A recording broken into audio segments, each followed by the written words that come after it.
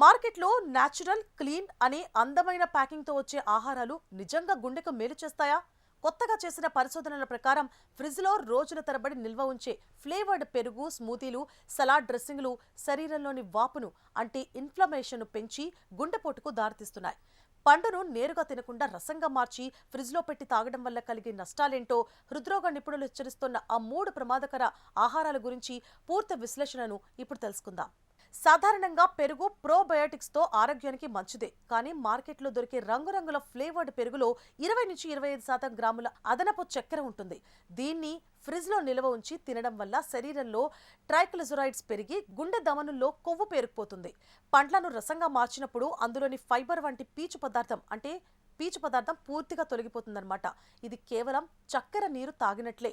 ఫ్రిడ్జ్లో నిల్వ ఉన్న ఈ రసాలు తాగడం వల్ల రక్తంలో చక్కెర స్థాయిలు ఒక్కసారిగా పెరిగి ఇన్సులిన్ వ్యవస్థపై భారం పడుతుంది. ఇది నేరుగా గుండె జబ్బులకు దారితీస్తుంది. అలాగే సలాడ్ ఆరోగ్యకరమే, కానీ దానికి వాడే డ్రెస్సింగ్లే అసలు విలన్లు. వీటిలో చక్కెర, ప్రిజర్వేటివ్లు, నాణ్యత లేని నూనెలు ఉంటాయి. వీటిని ఫ్రిడ్జ్లో పెట్టి వాడడం వల్ల శరీరంలో క్యాలరీలు పెరిగి జీవక్రియ ఒత్తిడికి కారణమవుతాయి.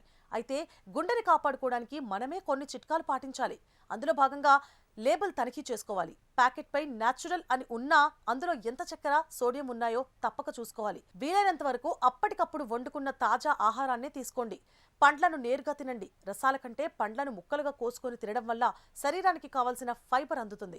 ఫ్రిడ్జ్లో పెట్టిన ఆహారాన్ని పదే పదే వేడి చేసి తినడం వల్ల అందులోని పోషకాలు నశించి విషతుల్యాలుగా మారే అవకాశం ఉంది.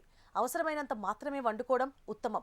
గుండె సంబంధిత సమస్యలు ఉన్నవారు ఆహార మార్పుల విషయంలో తమ డాక్టర్లను సంప్రదిస్తే మంచిది.